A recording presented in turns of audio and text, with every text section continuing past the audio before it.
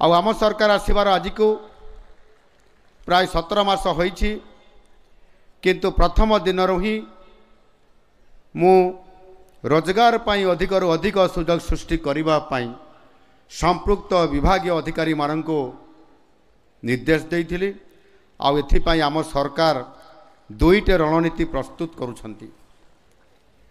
प्रथम रणनीति होउछि वर्ष वर्ष धरी खाली थिबा समस्त सरकारी पदवी युद्धकालीन भित्तिरे पूरण करिबा एवं खाली होउतबा पद को नियमित भावे मध्य पूरण करिबा।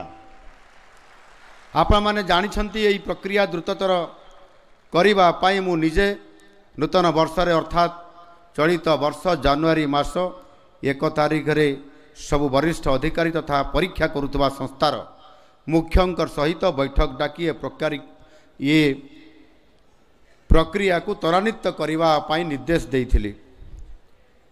आ द्वितीय कथा होची बेसरकारी एवं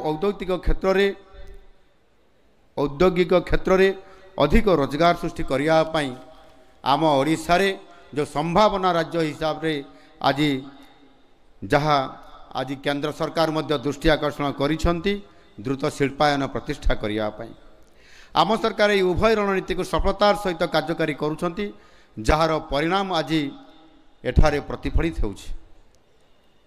आम सरकार आसीबार मात्र 500 दिन मध्य 11टी नियुक्ति मेलार आयोजन करि पारिछि एवं 30,032 जन को नियुक्ति दिया जाइछि।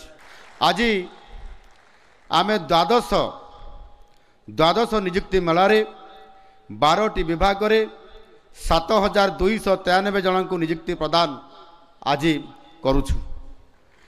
आ यह द्वारा गत वर्ष जून मासरू आज पर्यंत गत